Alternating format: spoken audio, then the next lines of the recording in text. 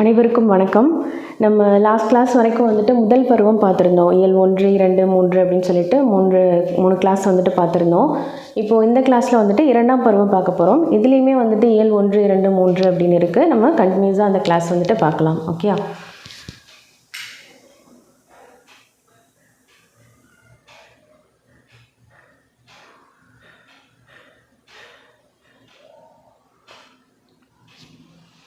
So இயல் 1 இதில் பார்த்தீங்கன்னா கல்வி கண்ணென தகும் அப்படின்ற டாப்பிக்கில் பார்ப்போம்.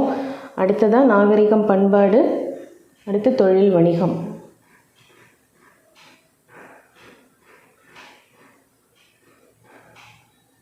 ஓகே. இயல் 1 பார்த்தீங்கன்னா கண்ணென தகும். கண்ணென தகும் அப்படின்னா என்ன, எதை சொல்லுவாங்க? கண் போன்றது அப்படின்னு எதை சொல்லுவாங்க? எண்ணும் எழுத்தும் கண்ணென தகும் அப்படின்னு சொல்லுவாங்க இல்லையா? ஸோ அதை தான் வந்துட்டு ஷார்ட்டாக கண்ணென தகும் அப்படின்னு கொடுத்துருக்காங்க. ஓகே, எண்ணும் எழுத்தும் கண்ணென தகும். ஸோ கண்ணென தகும் அப்படிங்கிறது என்னன்னு எதுக்காக சொல்கிறாங்கன்னா, கல்வியோட சிறப்பையும் பயனையும் உணர்றதுக்காக சொல்கிறாங்க. அடுத்ததாக கல்வி பணி ஆற்றிய பெருமக்களை பற்றி அறிதல், நூலகம் பற்றி தெரிந்து கொள்ளுதல், நூலகம் செல்லும் பழக்கத்தை ஏற்படுத்தி கொள்ளுதல், சொற்களில் எழுத்துக்கள் அமையும் முறையை அறிந்து பயன்படுத்துதல். லாஸ்ட்டு இதில் நம்ம என்ன பார்த்தோம் அப்படின்னு பார்த்தீங்கன்னா, ஃபஸ்ட்டு இயல் 1 வந்துட்டு நம்ம தமிழ்மொழியை பற்றி பார்த்தோம். தமிழ்மொழியின் சிறப்பை பற்றி பார்த்தோம். அடுத்தது இயற்கையின் சிறப்பை பற்றி பார்த்தோம். அதுக்கு அடுத்ததாக வந்து அறிவியல் தொலைநோக்கு பார்வையில் என்னெல்லாம் இருக்குது அப்படின்னு சொல்லிட்டு பார்த்துருந்தோம். இப்போது இதில் வந்துட்டு ஃபஸ்ட்டு கிளாஸில் நம்ம கல்வியோட சிறப்பை பற்றி பார்க்க போகிறோம். ஸோ ஃபஸ்ட்டு கவிதை என்ன கொடுத்துருக்காங்க அப்படின்னு பார்த்தீங்கன்னா, இயல் 1 மூதுரை அப்படின்ற டாப்பிக்கில் கொடுத்துருக்காங்க. கல்விக்கு எல்லை இல்லை, மனிதன் பிறந்தது முதல் இறுதி வரை கற்றுக்கொண்டே இருக்கிறான். கல்வி மனிதனை உயர்த்துகிறது, கல்வியும் செல்வமாக கருதத்தக்கது. அது பிறருக்கு தந்தாலும் குறையாமல் வளரும். கல்வியை பிறரால் கைப்பற்றவோ அழிக்கவோ முடியாது. அழியா செல்வமாகிய கல்வியை கற்றவன் எங்கும் எப்பொழுதும் சிறப்பு பெறுவான். எனவே நாமும் கற்போம், வளம் பெறுவோம். ஸோ கல்வியும் வந்துட்டு ஒரு செல்வம் தான். ஓகேயா? ஸோ அது வந்து அழியா செல்வம். நம்மக்கிட்ட இருக்கிற எல்லா செல்வமும் நம்ம விட்டு போனால் கூட அந்த கல்வி செல்வங்கிறது நம்மளை விட்டு எப்போவுமே போகாது. ஓகேயா? நம்ம நம்ம பிறந்ததுலேருந்து நம்ம படித்து எல்லா டிகிரியும் நம்ம வாங்கியிருப்போம் இல்லையா? ஸோ அது வந்து நம்ம சாகுற வரைக்குமே அது நம்ம கூட இருக்கும். ஓகேயா? ஸோ அது நம்ம விட்டு போகவே போகாது. ஸோ அது வந்துட்டு ஒரு அழியா செல்வம் அப்படின்னு சொல்கிறாங்க. ஸோ கல்வி கற்றவர்களுக்கு வந்து எங்கேயுமே எப்போயுமே வந்துட்டு ஒரு சிறப்பு இருக்கும் அப்படின்றாங்க. ஓகே. ஸோ அதனால் நம்ம கல்வி கற்றுக்கிறதுக்கான ஒரு எதுக்காக நம்ம வந்து கல்வி கற்றுக்கணும் அப்படிங்கிற ஒரு சிறப்பை வந்துட்டு நம்ம இந்த லெசன் ஃபுல்லாகவே வந்துட்டு பார்க்கலாம், இந்த இயல் ஃபுல்லாகவே பார்க்கலாம். ஸோ மன்னனும் மாசறக் கற்றோனும் சீர்தூக்கின், மன்னனின் கற்றோன் சிறப்புடையன்.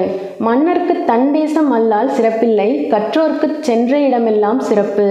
ஔவையார் அவர்கள் எழுதின பாடல். கல்வியுடைய சிறப்பை வந்துட்டு இந்த 4 லைனில் ரொம்ப அழகாக சொல்லியிருப்பாங்க. ஸோ மன்னனும் மாசறக் கற்றோனும், மன்னனும் ஒரு மாசர், அதாவது பிழையே இல்லாமல் கற்றுக்கிட்டான் இல்லையா? ஸோ அவனும் இருக்கும் பொழுது, ஸோ அந்த 2 பேரையும் ஒப்பிட்டு பார்க்கும் பொழுது கற்றவன் தான் வந்து சிறப்புடையவன், மன்னனை விட கற்றவன் தான் வந்து சிறப்புடையவன் அப்படின்னு சொல்கிறாங்க. ஸோ மன்னருக்கு வந்துட்டு தன் தேசம் தவிர வேறு தேசத்துக்கு போனால் அவர் மன்னர் அப்படின்னு சொல்லிட்டு யாருக்கும் தெரியாது. ஸோ அவருக்கு வந்து அந்தளவுக்கு சிறப்பு இருக்காது, அவருடைய தேசத்தில் மட்டும்தான் சிறப்பு இருக்கும். ஆனால் அதே கற்றவர்கள் வந்து சென்ற இடமெல்லாம் எங்கெல்லாம் போகிறாங்களோ அங்கெல்லாம் வந்துட்டு அவங்களுக்கு சிறப்பு அப்படின்னு சொல்லிட்டு கல்வியோடைய பெருமையை பற்றி ஔவையார் அவர்கள் சொல்கிறாங்க. ஸோ சொல்லும் பொருளும் பார்க்கலாம். மாசற குற்றம் இல்லாமல், அதாவது குற்றம் இல்லாமல் பிழை இல்லாமல் கற்றுக்கிறது. ஒரு கல்வியை வந்து பிழை இல்லாமல் குற்றம் இல்லாமல் கற்றுக்கிறது. ஒரு விஷயத்தை நம்ம கற்றுக்குறோம் அப்படின்னா அது பிழை இல்லாமல் வந்துட்டு அடுத்தவங்களுக்கு இப்போ சொல்கிறோம் அப்படின்னா அது பிழை இல்லாமல் இருக்கணும். ஸோ அது பிழையோடு நம்ம வந்துட்டு ஒரு அறகுறையாக கற்றுக்கக்கூடாது அப்படின்ற மாதிரி சொல்கிறாங்க. ஸோ சீர்தூக்கின் அப்படிங்கிறது ஒப்பிட்டு ஆராய்ந்தால், அதாவது சீர்தூக்கின் மன்னனையும் அந்த மாசற கற்றவனையும் வந்துட்டு சீர்தூக்கின், அதாவது ஒப்பிட்டு ஆராய்ந்தால் 2 பேரையும் வந்துட்டு கம்பேர் பண்ணி பார்க்குறாங்க. தேசம் அப்படிங்கிறது நாடு, அது உங்களுக்கே தெரியும். பாடலின் பொருள். மன்னனையும் குற்றம் இல்லாமல் கற்றவரையும் ஒப்பிட்டு ஆராய்ந்து பார்த்தால் மன்னனை விட கற்றவரே சிறந்தவர். மன்னனுக்கு தன் நாட்டில் மட்டுமே சிறப்பு, கல்வி கற்றவருக்கு சென்ற இடங்களிலெல்லாம் சிறப்பு அப்படின்னு சொல்கிறாங்க. ஓகே. ஸோ நூல்வெளி. நூல்வெளி. இந்நூலின் ஆசிரியர் ஔவையார். இவர் ஆத்திச்சூடி, கொன்றைவேந்தன், நல்வழி போன்ற நூல்களையும் இயற்றியுள்ளார். மூதுரை என்னும் சொல்லுக்கு மூத்தோர் கூறும் அறிவுரை என்பது பொருள். சிறந்த அறிவுரைகளை கூறுவதால் இந்நூல் மூதுரை என பெயர் பெற்றது. இந்நூலில் 31 பாடல்கள் உள்ளன. ஓகே, ஸோ அதில் ஒன்று தான் நமக்கு வந்துட்டு கொடுத்துருக்காங்க. மூதுரைங்கிறது, மூதுரை என்னும் சொல்லுக்கு என்ன விளக்கம் அப்படின்னு பார்த்தீங்கன்னா மூத்தோர் கூறும் அறிவுரை. ஓகே, ஸோ இதுவும் கேட்கறதுக்கு வாய்ப்பு இருக்குது. மூதுரை அப்படின்னா என்னென்னா மூத்தோர் கூறும் அறிவுரை. ஓகே, ஸோ இவங்க வந்துட்டு ஆத்திச்சூடி, கொன்றைவேந்தன், நல்வழி போன்ற நூல்களை வந்துட்டு இயற்றியிருக்காங்க. ஓகே, ஸோ இந்த ஔவையார் வந்துட்டு இதெல்லாம் பண்ணியிருக்கிறாங்க அப்படின்னு சொல்கிறாங்க. அடுத்தது புக் பேக் கொஷின்ஸ். மாணவர்கள் நூல்களை மாசற கற்க வேண்டும். ஓகே, பிழை இல்லாமல் மாசற கற்க வேண்டும். இடமெல்லாம் என்னும் சொல்லை பிரித்து எழுத கிடைப்பது இடம் ப்ளஸ் எல்லாம். ஓகே, ஸோ இது நான் லாஸ்ட் கிளாஸ்லேயே உங்களுக்கு சொல்லியிருப்பேன். ஒரு வார்த்தையை பிரித்து எழுதும் பொழுது அது வந்து மீனிங்ஃபுல்லாக இருக்கணும். இடம் எல்லாம் இது வந்து மீனிங்ஃபுல்லாக இருக்கணும். ஸோ இதெல்லாம் மற்ற ஆப்ஷன்லாம் பார்த்தீங்கன்னா எந்த மீனிங்குமே இருக்காது. இடம் ப்ளஸ் மெல்லாம், இட ப்ளஸ் எல்லாம், இட ப்ளஸ் மெல்லாம் அப்படின்னு இருக்கு இல்லையா. ஸோ இதெல்லாம் வந்துட்டு தவறாக இருக்குது. ஸோ ஆப்ஷன் வந்து ஆங்கிறது தான் கரெக்டு. இடம் ப்ளஸ் எல்லாம் அப்படிங்கிறது தான் கரெக்டு. மாசற என்னும் சொல்லை பிரித்து எழுத கிடைப்பது மாசு ப்ளஸ் அற. ஓகேயா, மாசு ப்ளஸ் அற தான் வந்துட்டு மாசற. குற்றம் ப்ளஸ் இல்லாதவர் என்பதனை சேர்த்து எழுத கிடைக்கும் சொல் குற்றம் இல்லாதவர். ஓகே, ஸோ குற்றம் இம் ப்ளஸ் இ மீ வந்துடும். ஓகே, குற்றம் இல்லாதவர் அப்படின்றது தான் கரெக்டு. ஸோ நீங்கள் கன்ஃபியூஸ் ஆகிட்டு குற்றம் இல்லாதவர் அப்படின்னு சேர்த்து எழுதக்கூடாது. இப்படி வந்துட்டு எழுதக்கூடாது. இம் ப்ளஸ் இ சேரும் பொழுது மீ அப்படின்றது மாறும். அடுத்ததாக சிறப்பு ப்ளஸ் உடையார் என்பதனை சேர்த்து எழுத கிடைக்கும் சொல் சிறப்புடையார். சிறப்புடையார் அப்படிங்கிறது தான் கரெக்டு. ஸோ நெக்ஸ்ட்டு வந்துட்டு பார்த்தீங்க அப்படின்னா துன்பம் வெல்லும் கல்வி அப்படின்னு சொல்லிட்டு இது ஒரு கவிதை பிழை தான். கல்வி அழகே அழகு என்பர் பெரியோர். கற்றபடி நிற்பதே அந்த அழகை பெறுவதற்கான வழி. கல்வி அறிவை வளர்ப்பதோடு பண்படுத்தவும் செய்யும். எவ்வளவுதான் கற்றிருந்தாலும் பண்பாடு இல்லாவிட்டால் அந்த கல்வி பயனற்று போகும். பண்பட்ட மனிதரின் புகழே பல்லாண்டு நிலைத்திருக்கும். எனவே படிப்போம், பண்பாட்டோடு நிற்போம், பார்ப்போற்ற வாழ்வோம். ஸோ கல்வி கற்றுக்கிறது மட்டும் பெருசு இல்லை, அது வழி நடக்கணும். ஸோ எவ்வளோ கல்வி கற்றுக்கிட்டாலும் இந்த அறிவை அது வந்து அறிவை வளர்க்குது. ஸோ அந்த வழியிலே நம்ம நிற்கணுமே தவிர நமக்கு என்னதான் கல்வியை படிச்சுட்டு ஸோ ஒரு தவறான ஒரு செயல்களில் ஈடுபடக்கூடாது அப்படின்னு சொல்கிறாங்க. ஸோ அதை பற்றி பார்க்கலாம் அப்படின்னு சொல்கிறாங்க. ஓகேயா, ஸோ ஏட்டில் படித்ததோடு இருந்து விடாதே, நீ ஏன் படித்தோம் என்பதையும் மறந்து விடாதே. நாட்டின் நெறி தவறி நடந்து விடாதே, நம் நல்லவர்கள் தோற்றும்படி வளர்ந்து விடாதே. மூத்தோர் சொல் வார்த்தைகளை மீறக்கூடாது, பண்பு முறைகளிலும் மொழிதனிலும் மாறக்கூடாது. மாற்றார் கைப்பொருளை நம்பி வாழக்கூடாது, தன் மானமில்லா கோழையுடன் சேரக்கூடாது. துன்பத்தை வெல்லும் கல்வி கற்றிட வேணும், நீ சோம்பலை கொல்லும் திறன் பெற்றிட வேணும். வம்பு செய்யும் குணமிருந்தால் விட்டிட வேணும், அறிவு வளர்ச்சியிலே வான்முகட்டை தொட்டிட வேணும். வெற்றி மேல் வெற்றி வர, விருது வர, பெருமை வர, மேதைகள் சொன்னது போல் விளங்கிட வேண்டும். பெற்ற தாயின் புகழும் நீ பிறந்த மண்ணின் புகழும் பற்றாமல் உன்னோடு வாழ்ந்திட வேண்டும். ஸோ எவ்வளோ அழகாக வந்துட்டு பட்டுக்கோட்டை கல்யாணம் சுந்தரம் அவர்கள் வந்துட்டு இந்த பாடல் வந்து எழுதியிருக்காங்க பாருங்கள். நமக்கே வந்துட்டு ஒரு தோணுது இல்லையா, ஒரு இப்படிலாம் இருக்கணும் அப்படின்னு சொல்லிட்டு. ஸோ ஏட்டில் படித்ததோடு இருந்துடக்கூடாது. ஏன் படித்தோம் அப்படிங்கிறத மறந்துட்டு நம்ம வந்துட்டு எந்த விஷயத்தையும் பண்ணிடக்கூடாது. ஏன் படித்தோங்கிறத மறக்காமல் இருக்கணும் அப்படின்னு சொல்கிறாங்க. நாட்டின் நெறி தவறி நடந்துடக்கூடாது. நம் நல்லவர்கள் வந்து என்ன இப்படி பண்ணுற அப்படின்னு சொல்லி ஒரு தூற்றும்படி நம்ம வந்துட்டு வளர்ந்துடக்கூடாது அப்படின்னு சொல்கிறாங்க. ஸோ மூத்தோர் சொல் வார்த்தைகளை மீறக்கூடாது, மூத்தோர்கள் சொல்கிறத மீறக்கூடாது. பண்பு முறைகளிலும் மொழிதனிலும் மாறக்கூடாது. மாற்றார் கைப்பொருளை நம்பி வாழக்கூடாது, தன்மானமில்லா கோழையுடன் சேரக்கூடாது. ஓகே, தன்மானமில்லாத ஒரு கோழையோட நம்ம சேரக்கூடாது. மாற்றார் கைப்பொருள் அப்படின்னா அடுத்தவங்களை நம்பி நம்ம வாழக்கூடாது. தன் கையே தனக்கு உதவி அப்படிங்கிற மாதிரி தன்னை நம்பி தான் நம்ம வந்துட்டு இருக்கணும், அடுத்தவங்களை நம்பி வாழக்கூடாதுன்னு சொல்கிறாங்க. துன்பத்தை வெல்லும் கல்வி கற்றிட வேணும், நீ சோம்பலை கொல்லும் திறன் பெற்றிட வேண்டும். வம்பு செய்யும் குணம் இருந்தால் விட்டிட வேண்டும், அறிவு வளர்ச்சியிலே வான்முகத்தை தொட்டிட வேண்டும். ஸோ துன்பத்தை வெல்லும் கல்வி கற்றிடம், கல்வி வந்துட்டு துன்பத்தையே வென்றிடுமா. ஸோ ஓகே, ஸோ அந்த துன்பத்தை வெல்ற கல்வியை வந்து கட்டிட வேணும் அப்படின்னு சொல்கிறாங்க, கற்றுக்கணும்னு சொல்கிறாங்க. நீ வந்துட்டு சோம்பலை கொல்லும் திறன் பெற்றிட வேண்டும் அப்படின்னு சொல்கிறாங்க. இந்த கல்வி கற்றுக்கிறதுனால சோம்பலை கொல்லும் திறனை வந்து நீ பெற்றிடணும் அப்படின்றாங்க. வம்பு செய்யும் குணம் இருந்தால் விட்டுட, எல்லாத்துக்கும் வம்பு சண்டைக்கு போகிறது அப்படிங்கிறதெல்லாம் விட்டுடணும். அறிவு வளர்ச்சியிலே வான்முகட்டை தொட்டிடணும், அறிவு வளர்ச்சியில் வந்துட்டு அந்த வானத்தையே தொட்டிடணும் அப்படின்னு சொல்கிறாங்க. வெற்றி மேல் வெற்றி வர, விருது வர, பெருமை வர, மேதைகள் சொன்னது போல் விளங்கிட வேண்டும். பெற்ற தாயின் புகழும் நீ பிறந்த மண்ணின் புகழும் வற்றாமல் உன்னோடு வாழ்ந்திட வேண்டும். ஸோ வெற்றி மேல் வெற்றி வர, விருது வர, பெருமை வர, மேதைகள் சொன்னது போல் நீ வந்துட்டு விளங்கிடணும் அப்படின்னு சொல்கிறாங்க. பெற்ற தாயின் புகழும் நீ பிறந்த மண்ணின் புகழும் வற்றாமல் உன்னோடு வாழ்ந்திட வேண்டும். பெற்ற தாயோட புகழையும் நீ பிறந்த மண்ணுடைய புகழையும் வந்துட்டு வற்றாமல் நீ காப்பாற்றி வாழ்ந்திடணும் அப்படின்னு சொல்கிறாங்க. இதை வந்துட்டு பட்டுக்கோட்டை கல்யாண சுந்தரம் அவர்கள் எழுதியிருக்கிறாங்க. சொல்லும் பொருளும் தூற்றும்படி இகழும்படி மூத்தோர் பெரியோர் மேதைகள் அறிஞர்கள் மாற்றார் மற்றவர் நெறி வழி வற்றாமல் குறையாமல். ஸோ தூற்றும்படி, ஒருத்தர் தூற்றும்படிங்கிறதுனா என்ன, தூற்றுறதுனா என்ன, இகழ்ந்து பேசுறது, திட்டுறது, அந்த மாதிரி சொல்லுவோம் இல்லையா. ஸோ தூற்றும்படிங்கிறது இகழும்படி. மூத்தோர் அப்படின்னா பெரியோர், பெரியவர்கள் அப்படின்னு சொல்லுவோம்ல. மேதைகள் அப்படின்னா அறிஞர்கள். ஓகேயா. மாற்றார் அப்படின்னா மற்றவர். நெறி அப்படிங்கிறது வழி, ஒரு நெறி தவறாமல் நடக்கிறது, அதாவது வழி தவறாமல் நடக்கிறது. வற்றாமல் அப்படின்றது குறையாமல்.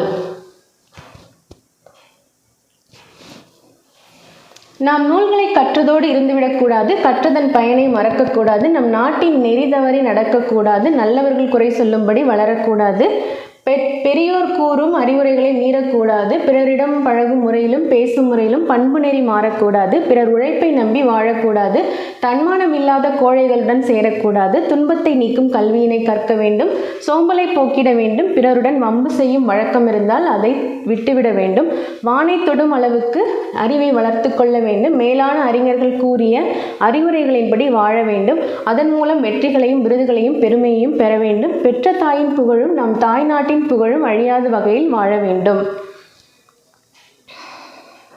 ஸோ அதில் பொருள் கொடுத்துருந்தாங்க.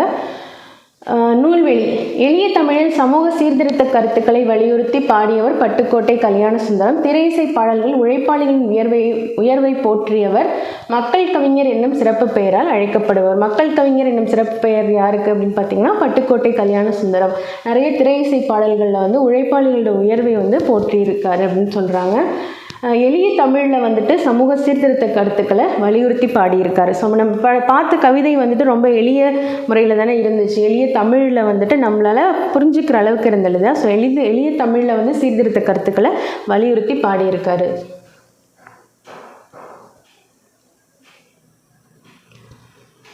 ஓகே. மாணவர் பிறர் டேஷ் நடக்கக்கூடாது, பிறர் தூற்றும்படி நடக்கக்கூடாது. பிறர் தூற்றுறதுனா என்னது, இழந்து பேசுதல் சொல்கிறோம்ல. ஸோ பிறர் திட்டும்படியோ தூற்றும்படி நான் நடந்துக்கக்கூடாதுன்னு சொல்கிறாங்க. நாம் டேஷ் சொல்படி நடக்க வேண்டும். நாம் யார் இப்போ சொல்படி நடக்கணும், மூத்தோர் சொல்படி நடக்க வேண்டும். ஓகே. கைப்பொருள் என்னும் சொல்லை பிரித்து எழுத கிடைப்பது கை ப்ளஸ் பொருள், கைப்பொருள். ஓகேயா. ஸோ இதில் வந்து கன்ஃபியூஸ் ஆகிடாதீங்க. கையில் ப்ளஸ் பொருள், கைப்பொருள் அதெல்லாம் கன்ஃபியூஸ் ஆகிடாதீங்க. இங்கே இருக்கிறது கைப்பொருள் தான். ஓகேயா. ஸோ கை ப்ளஸ் பொருள் தான் கைப்பொருள். மானம் ப்ளஸ் இல்லா என்பதனை சேர்த்து எழுத கிடைக்கும் சொல் மானம் இல்லா. ஓகேயா. மானம் இல்லாங்கிறது தான் கரெக்ட் ஆன்சர்.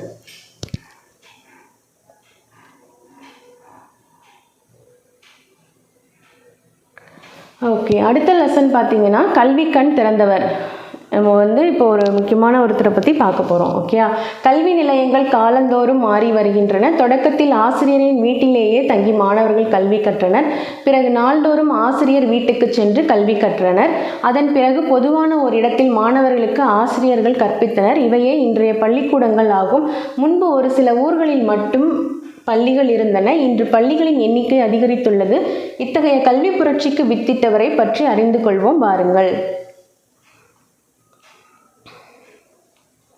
நிகழ்வு 1. சிறுவர்கள் ஆடு மேய்த்து கொண்டிருந்தனர். அவ்வழியாக மகிழ்ந்து ஒன்றே அங்கு வந்து நின்றது. அதிலிருந்து ஒருவர் கீழே இறங்கினார். ஆடு மேய்த்து கொண்டிருந்த சிறுவர்களை கூப்பிட்டு அவர்களோடு உரையாடினார். என்னடா தம்பிகளா, பள்ளிக்கூடம் போகாமல் ஆடு மேய்ச்சிட்டு இருக்கீங்க, ஏன் பள்ளிக்கூடம் விடுமுறையா என்று அவர் கேட்டார். பள்ளிக்கூடமா, அதெல்லாம் எங்கள் ஊரில் கிடையாது என்றனர் சிறுவர்கள். அப்படியா, உங்கள் ஊரில் ஒரு பள்ளிக்கூடம் இருந்தால் நீங்கள் எல்லோரும் படிப்பீங்களா என்று கேட்டார் அவர். ஓ, படிப்போமே என்றனர் சிறுவர்கள். ஊர்தோறும் பள்ளிக்கூடங்களை திறக்க வேண்டும் என்று முடிவுக்கு வந்தார் அவர். நிகழ்வு 2. பள்ளி விழா ஒன்றில் பங்கேற்க சென்றார் அவர். அப்போது மாணவர்களிடம் படிப்பறிவு இருந்தால்தான் நாடு முன்னேற்றம் அடையும். எனவே நாடு முழுக்க 50,000 பள்ளிகளை திறக்க முடிவு பண்ணியிருக்கோம். குழந்தைங்க, நீங்கள் எவ்வளவு தூரம் நடந்து போவீங்க? நீண்ட தூரம் நடந்தால் களைச்சி போயிடுவீங்க. அப்புறம் எப்படி படிக்க முடியும்? அதனால் 1 மைல் தூரத்தில் ஆரம்ப பள்ளி, 3 மைல் தூரத்தில் நடுநிலை பள்ளி, 5 மைல் தூரத்தில் உயர்நிலை பள்ளி இருக்கணும்னு திட்டம் என்று பேசினார். ஓகேயா? ஸோ நிகழ்வு 3. பள்ளி நிகழ்ச்சி ஒன்றில் தேசிய கொடி ஏற்ற அவரை அழைத்தனர். அவர் கொடியேற்றும் பொழுது அனைவரும் எழுந்து நின்று வணக்கம் செலுத்தினர். அப்போது மாணவன் ஒருவன் மயங்கி விழுந்தான். அனைவரும் பதற்றம் அடைந்தனர். தண்ணீர் தெளித்து அவனை எழுப்பினர். மயக்கம் தெளிந்த சிறுவனிடம் அவர் காலையில் சாப்பிட்டாயா என்று கேட்டார். அவன் எதுவும் சாப்பிடவில்லை என்றான். அதற்கு அவர் ஏன் என்று கேட்டார். அம்மாணவன் சாப்பிட எதுவும் இல்லை என்று பதில் கூறினான். இதற்கு பிறகு படிக்க வரும் மாணவர்களுக்கு ஒருவேளை உணவாவது வழங்க வேண்டும் என்று முடிவு செய்தார் அவர். நிகழ்வு 4. பரமக்குடி தரைப்பாலத்தை பார்த்தபோது அவர் உடன் வந்த கல்வி அதிகாரியிடம் பேசினார். இந்த காட்டாற்றில் தண்ணீர் போகும்பொழுது இந்த பக்கத்து மாணவர்கள் எப்படி பள்ளிக்கூடத்திற்கு போவார்கள் என்றார். மழைக்காலத்தில் மாணவர்கள் பள்ளிக்கு வரமாட்டார்கள் ஐயா என்றார் அதிகாரி. அப்போ இந்த பக்கம் ஒரு பள்ளிக்கூடம் கட்டலாமே என்றார் அவர். கல்வித்துறை விதியின்படி 3 மைல் தூரத்திற்குள் பள்ளிக்கூடம் இருந்தால் பக்கத்தில் வேறு பள்ளிக்கு அனுமதி கிடையாதே என்று அதிகாரி கூறினார். அவர் முடிப்பதற்குள், நீங்கள் இந்த காட்டாற்றை காரணம் காட்டுங்க, இந்த பக்கம் ஒரு பள்ளிக்கூடம் கட்ட அனுமதி கேளுங்க, நான் ஏற்பாடு செய்கிறேன் என்றார் அவர். ஆடு மேய்க்கும் சிறுவர்களையும் பள்ளிக்கூடம் செல்ல வழி செய்தவர் யார் தெரியுமா? குழந்தைகள் பள்ளி செல்வதற்காக நீண்ட தூரம் நடக்கக்கூடாது என்று எண்ணியவர் யார் தெரியுமா? பள்ளிக்கு படிக்க வரும் மாணவர்களுக்கு ஒருவேளை உணவாவது வழங்க வேண்டும் என்று நினைத்தவர் யார் தெரியுமா? கல்வித்துறை விதிகளை மாணவர்களின் நலனுக்காக மாற்றி அவர்கள் வாழும் இடங்களிலேயே பள்ளிக்கூடங்களை திறக்க செய்த சிந்தனையாளர் யார் தெரியுமா? அவர்தான் கல்விக்கண் திறந்தவர் என்று தந்தை பெரியாரால் மனதார பாராட்ட பெற்ற மறைந்த மேனாள் முதல்வர் காமராசர். ஸோ அவருடைய சிறப்பு பெயர்கள் என்ன அப்படின்னு பார்த்தீங்கன்னா, பெருந்தலைவர், கருப்பு காந்தி, படிக்காத மேதை, ஏழை பங்காளர், கர்ம வீரர், தலைவர்களை உருவாக்குபவர். ஓகேயா? ஸோ இதெல்லாமே வந்துட்டு காமராசருடைய சிறப்பு பெயர்கள். உங்களுக்கு இடையில எது வேணாலும் கேட்கலாம். ஏழை பங்காளர் என்று அழைக்கப்பட்டவர் யார் அப்படின்னு சிறப்பு பெயர் பெற்றவர் யார் அப்படின்னு சொல்லி கேட்கலாம். ஓகே, ஸோ அது வந்துட்டு காமராசர் அப்படின்னு சொல்லி நீங்கள் போடணும். ஸோ அதனால் என்ன பண்ணணும், எல்லா நேமையும் வந்துட்டு படிச்சுக்கணும். ஸோ இதுவும் முக்கியம் தான். கல்வி கண் திறந்தவர் என்று தந்தை பெரியாரால் மனதார பாராட்டப்பட்ட மறைந்த மேனாள் முதல்வர் யார் அப்படின்னு பார்த்தீங்கன்னா காமராசர். ஓகேயா?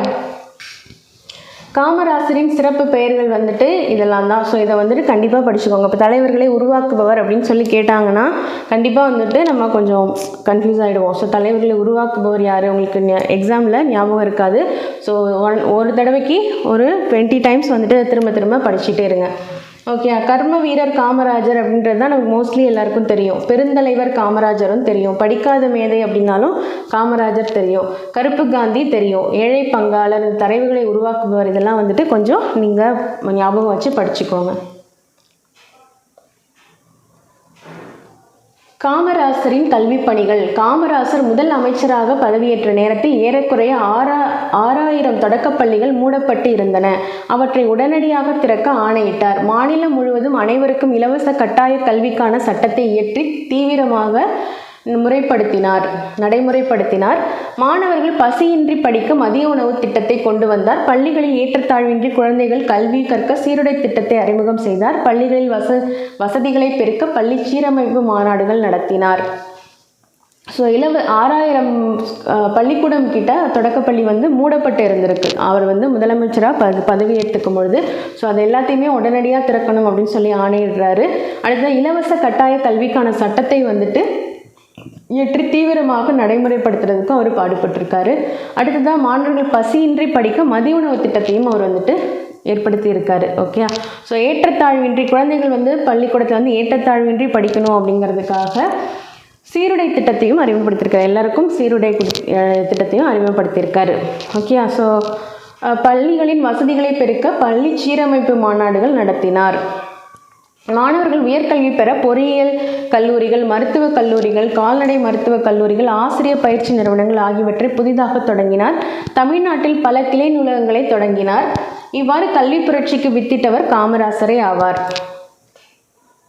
ஸோ நிறைய கல்லூரிகளையும் வந்துட்டு தொடங்கியிருக்காரு.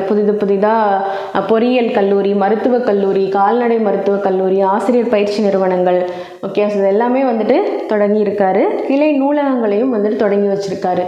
இவ்வாறு கல்வி புரட்சிக்கு வித்திட்டவர் வந்துட்டு காமராசர். ஓகே, ஸோ கல்வி புரட்சிக்கு வித்திட்டவர் யார் அப்படின்னு கேட்டால் காமராசர். ஓகே, காமராசருக்கு செய்யப்பட்ட சிறப்புகள்.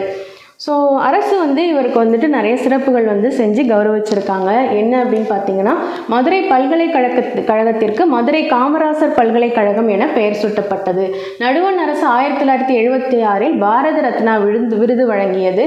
காமராசர் வாழ்ந்த சென்னை இல்லம் மற்றும் விருதுநகர் இல்லம் ஆகியன அரசுடைமையாக்கப்பட்டு நினைவு இல்லங்களாக மாற்றப்பட்டன. சென்னை மெரினா கடற்கரையில் சிலை நிறுவப்பட்டது. சென்னையில் உள்ள உள்நாட்டு விமான நிலையத்திற்கு காமராசர் பெயர் சூட்டப்பட்டுள்ளது. கன்னியாகுமரியில் காமராசருக்கு மணிமண்டபம் 2/10/2000 அமைக்கப்பட்டது. ஆண்டுதோறும் காமராசர் பிறந்த நாளை ஜூலை 15ஆம் நாள் கல்வி வளர்ச்சி நாளாக கொண்டாடப்படுகிறது. ஸோ இதுவும் இம்பார்ட்டன்ட். ஜூலை 15ஆம் நாள் வந்துட்டு ஜூலை 15 கல்வி வளர்ச்சி நாளாக கொண்டாடப்படுது. ஜூலை 15 அப்படின்னா காமராசர் பிறந்த நாள். அந்த நாளை வந்து நம்ம கல்வி வளர்ச்சி நாளாக கொண்டாடுறோம். அடுத்தது கன்னியாகுமரியில் காமராசருக்கு மணிமண்டபம் 2000ஆம் ஆண்டு 2/10/2000ஆம் ஆண்டு அமைக்கப்பட்டிருக்கு. அடுத்ததாக சென்னையில் உள்நாட்டு விமான நிலையத்திற்கு காமராசர் பெயர் சூட்டப்பட்டிருக்கு. சென்னை மெரினா கடற்கரையில் சிலை நிறுவியிருக்கிறாங்க. அப்புறம் அவர் வாழ்ந்த சென்னை இல்லம் மற்றும் விருதுநகர் இல்லத்தை வந்துட்டு நினைவு இல்லமாக மாற்றியிருக்காங்க. ஓகே, ஸோ அப்புறம் நடுவண் அரசு 1976 பாரத ரத்னா விருது வழங்கி அவரை வந்து கௌரவிச்சிருக்காங்க. மதுரை பல்கலைக்கழகத்துக்கு மதுரை காமராசர் பல்கலைக்கழகம் அப்படின்னு சொல்லிட்டு பெயர் சூட்டியிருக்காங்க. ஓகே, ஸோ இதெல்லாமே இம்பார்ட்டன்ட். ஸோ படிச்சுக்கோங்க.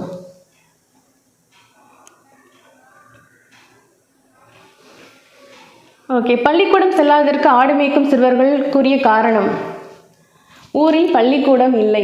ஓகே, ஸோ அதுதான் அவங்க ரீசனாக சொல்கிறாங்க. பசியின்றி என்னும் சொல்லை பிரித்து எழுத கிடைப்பது பசி ப்ளஸ் இன்றி. ஓகே, பசி ப்ளஸ் இன்றி. படிப்பறிவு, படிப்பு ப்ளஸ் அறிவு. காடு ப்ளஸ் ஆறு என்பதனை சேர்த்து எழுத கிடைக்கும் சொல் காட்டாறு. ஓகே, காடாறு அப்படின்லாம் எழுதுறாங்க, காட்டாறு. காட்டாறு தான் கரெக்டு. ஓகே, குழந்தைகள் பள்ளியில் ஏற்றத்தாழ்வின்றி படிக்க என்ன அறிமுகப்படுத்தினார்? சீருடை திட்டத்தை அறிமுகப்படுத்தினாங்க. காமராசரை கல்விக்கண் திறந்தவர் என்று மனதார பாராட்டியவர் யார்? பெரியார் அவர்கள் தான் வந்துட்டு பாராட்டியிருப்பாங்க.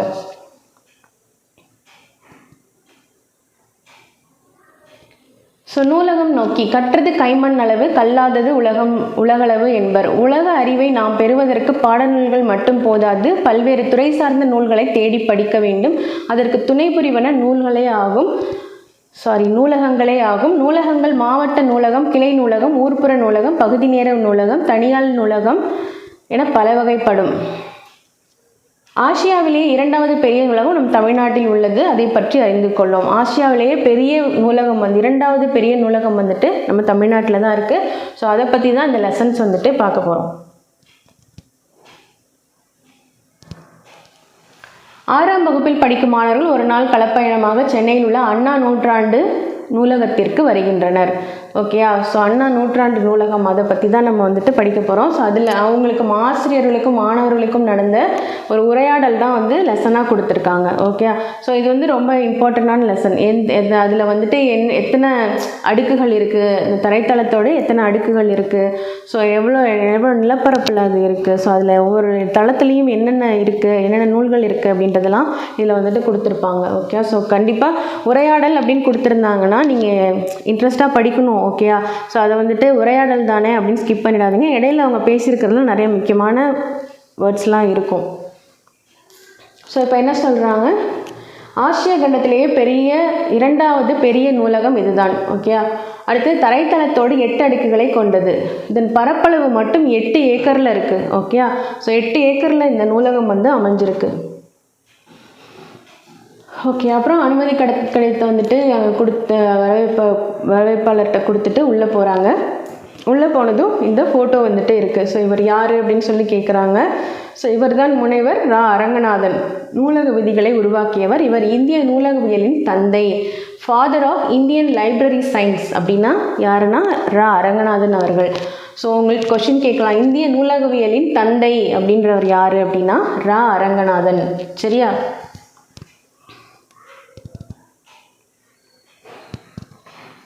ஓகே. தரைத்தளத்தில் பார்வைத்திறன் குறைபாடு உடையோருக்கான பிரிவு உள்ளது. அவர்கள் தொட்டு பார்த்து படிப்பதற்கான பிரெய்லி நூல்கள் உள்ளன.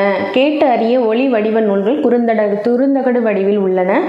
அவர்களுக்கு உதவி செய்ய பணியாளர்களும் உள்ளனர். இங்கு பிரெய்லி எழுத்தில் நூல்களை உருவாக்கும் கருவியும் உள்ளது. படியெடுக்கும் வசதியும் உள்ளது. ஸோ இந்த நூல்கள் வந்துட்டு இப்போது தொட்டு பார்த்து, அதாவது பார்வைத்திறன் குறைபாடு இருக்கு இல்லையா, ஸோ அவங்களுக்கு வந்துட்டு பிரெய்லி நூல்கள் வந்துட்டு இருக்குது அப்படின்னு சொல்கிறாங்க. அதாவது தரைத்தளத்திலேயே இருக்குது. ஓகே. ஸோ அவங்களால மேலே ஏறி கஷ்டப்பட முடியாதுன்றதுக்காக தரைத்தளத்திலேயே வச்சுருப்பாங்க போல். ஸோ பிரெய்லி நூல்கள் இருக்குது. ஸோ அவங்களுக்காக ஒலி வடிவ நூல்களும் இருக்குது, குறுந்தகடுகள் வழிவழியும் இருக்குது அப்படின்னு சொல்கிறாங்க. ஓகே. ஸோ அவங்களுக்கு உதவி செய்கிறதுக்காக அங்கே பணியாளர்களும் இருக்காங்களாம். ஸோ நெக்ஸ்ட்டு வந்துட்டு அங்கே வந்து பார்த்திங்கன்னா நகரும் படிக்கட்டு இருக்குது. ஓகே. ஸோ நகரும் படிக்கட்டில் ஏறி அவங்க முதல் தளத்திற்கு செல்கிறாங்க. அங்கே வந்து பார்த்திங்கன்னா குழந்தைகளுக்காக சிறப்பாக உருவாக்கப்பட்ட பகுதி வந்துட்டு இருக்குது. குழந்தைகள் மகிழ்ச்சியான சூழல் படிப்பதற்காக செயற்கையான மரம் ஒன்று இருக்குது. அப்புறம் அனைவரின் மனதையும் அது கொள்ளை கொள்ளும் அளவில் இருக்குது. ஸோ ரொம்ப அழகாக வந்துட்டு அது வடிவமைச்சிருக்கிறாங்க அப்படின்னு சொல்கிறாங்க. ஓகே. ஸோ அங்கே 20,000க்கும் மேற்பட்ட பல்லூடக குறுந்தகடுகள் குழந்தைகளுக்காக சேகரித்து வைக்கப்பட்டு உள்ளன. ஸோ எவ்வளோ குழந்தைகளுக்காக எவ்வளோ பண்ணியிருக்காங்க? 20,000க்கும் மேற்பட்ட பல்லூடக குறுந்தகடுகள் வந்து இருக்குது அப்படின்னு சொல்கிறாங்க. ஸோ பிற நாடுகளிலிருந்து திரட்டப்பட்ட 50,000க்கும் மேற்பட்ட நூல்களும் இங்கே இருக்காமா. குழந்தைகளுக்காக மட்டுமே அவ்வளோ வந்துட்டு அவங்க வச்சுருக்காங்க. 20,000க்கும் மேற்பட்ட பல்லூடக குறுந்தகடுகள், அப்புறம் பிற நாடுகளிலிருந்து திறக்கப்பட்ட 50,000க்கும் மேற்பட்ட நூல்கள். ஓகே. ஸோ இது வந்துட்டு குழந்தைகளுக்காகவே செப்பரேட்டாக முதல் தளத்தில் வச்சுருக்குறாங்க அப்படின்னு சொல்கிறாங்க.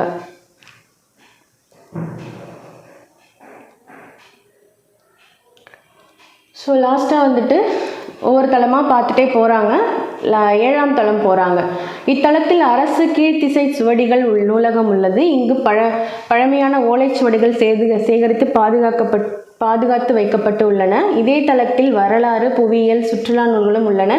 இங்கு அனைத்து வகை போட்டித் தேர்வுகளுக்கும் தேவையான நூல்கள் உள்ளன. மின் நூலகமும் உள்ளது. அனைத்து துறை சார்ந்த தரமான மின் இதழ்களும் உள்ளன அப்படின்னு சொல்கிறாங்க.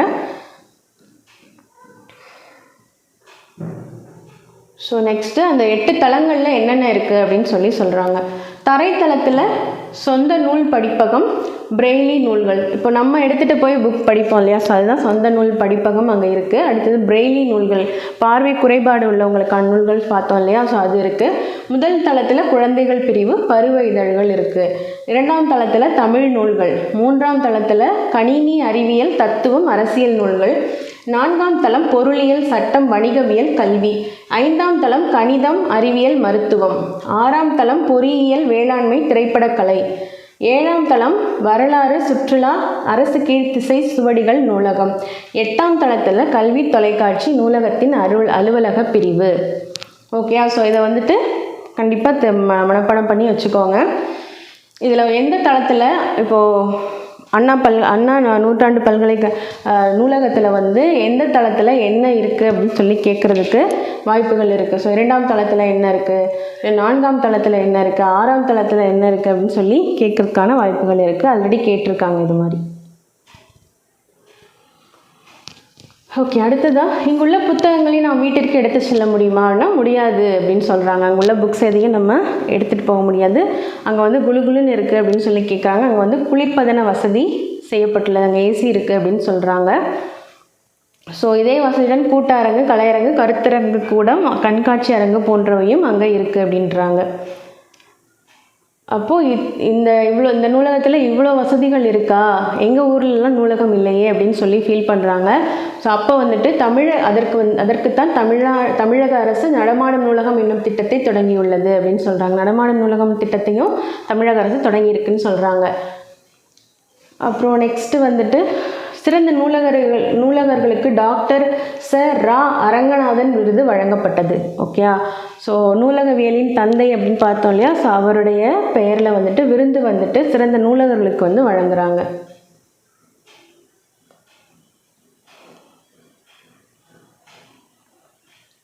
ஸோ அப்புறம் கடைசியாக நன்றி தெரிவிச்சுட்டு வெளியே வந்துடுறாங்க. ஓகே, ஸோ நெக்ஸ்ட்டு வந்துட்டு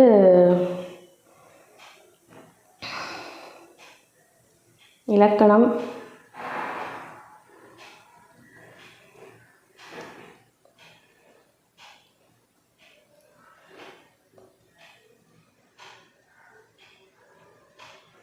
ஸோ இங்கே பின்னாடிலாம் புக்குக்கு பின்னாடிலாம் இது மாதிரி கொடுத்துருக்காங்க, ஒரு ஸ்டான்ஸெல்லாம் கொடுத்து அதை ஒட்டி கீழே கொஷின்ஸ்லாம் கேட்டிருக்காங்க. ஸோ அதெல்லாம் படிச்சுக்கோங்க, ஒரு கிளான்ஸ் படிச்சுக்கோங்க. பின்னாடி உள்ளதெல்லாம் ஸ்கிப் பண்ணிடாதீங்க, படிச்சுக்கோங்க. ஸோ அடுத்தது கலைச்சொல் அறிவோம், அதுவும் கொடுத்துருக்காங்க. ஓகே, கல்வி அப்படின்னா எஜுகேஷன், தொடக்கப்பள்ளி, பிரைமரி ஸ்கூல், மேல்நிலைப்பள்ளி, ஹையர் செகண்டரி ஸ்கூல், நூலகம், லைப்ரரி, மின் படிக்கட்டு அப்படின்னா எக்ஸ்கலேட்டர், மின் தூக்கி லிஃப்ட்டு, மின்னஞ்சல், இமெயில், குறுந்தகடு, காம்பேக்ட் டிஸ்க், மின் நூலகம், இ லைப்ரரி, மின்னூல், இ புக்கு, மின் இதழ்கள்னால் இ மேகசின். ஸோ இதோட இயல் 1 வந்துட்டு முடியுது. ஓகே, இயல் 2 நம்ம வந்துட்டு மீண்டும் சந்திக்கலாம். நன்றி, வணக்கம்.